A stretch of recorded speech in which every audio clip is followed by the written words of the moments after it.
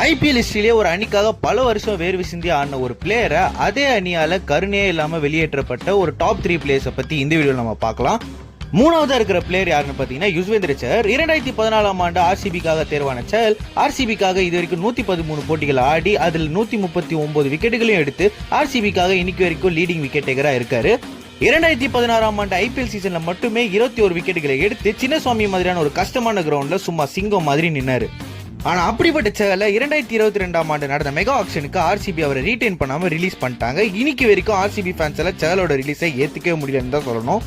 இரண்டாவது இடத்துல இருக்கிற பிளேயர் யாருன்னு பாத்தீங்கன்னா டேவிட் வார்னர். 2014 ஆண்டு எஸ்ஆர்எச்காக ஆட தேர்வான வார்னர் எஸ்ஆர்எச்காக 95 போட்டிகள் ஆடி அதுல 416 ரன்களையும் அடிச்சு இன்னைக்கு வரைக்கும் எஸ்ஆர்எச்க்கு ஒரு டாப் ஸ்கோரரா இருக்காரு.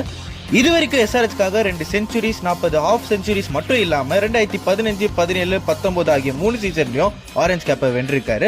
அது மட்டும் இல்லைங்க, கேப்டனா 2016 ஆண்டு கோப்பையும் வாங்கி கொடுக்கிறாரு.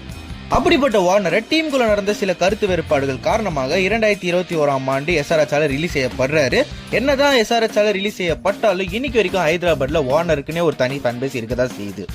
முதல் இடத்துல யார் இருக்கான்னு பாக்கிறதுக்கு முன்னாடி நான் இப்பதான் சேனல் புதுசா ஸ்டார்ட் பண்ணிருக்கேன். என்னோட வீடியோஸ் உங்களுக்கு ரொம்ப பிடிச்சிருந்து யூஸ்ஃபுல்லா இருந்துச்சுன்னா மறக்காம சேனல் சப்ஸ்கிரைப் பண்ணி எனக்கு சப்போர்ட் பண்ணுங்க. உங்களோட சப்போர்ட் எனக்கு ரொம்ப யூஸ்ஃபுல்லா இருக்கும். அண்ட் முதல் இடத்துல இருக்கிற பிளேயர் யாருன்னு பாத்தீங்கன்னா ரவீந்திர ஜடேஜா. 2012 ஆண்டு நடந்த ஐபிஎல் சீசன்லயே அதிக தொகைக்கு ஆப்ஷன்ல வாங்கப்பட்ட ஜடேஜா சிஎஸ்கேக்காக இன்னைக்கு வரைக்கும் 200 போட்டிகளை ஆடி இருக்காரு. அதுல 2354 ரன்களை அடிச்சது மட்டும் இல்லாம 152 விக்கெட்டுகளை எடுத்து சிஎஸ்கேக்கு மட்டும் இல்ல மொத்த ஐபிஎல்லையும் இன்னைக்கு வரைக்கும் தி பெஸ்ட் ஆல்ரவுண்டரா இருக்காரு. 2023 ஆண்டு ஐபிஎல் ஃபைனல்ல அவர் அடிச்ச அந்த கடைசி 4 யாரால தான் மறக்க முடியும். ஆனா அப்படிப்பட்ட ஜடேஜாவை சஞ்சு சாம்சனுக்காக 2026 ஆண்டு ஐபிஎல் சீசனுக்கு முன்னாடி சிஎஸ்கே சஞ்சு சாம்சனுக்காக ட்ரேட் பண்ணிருக்காங்க ஆர்ஆர் கூட.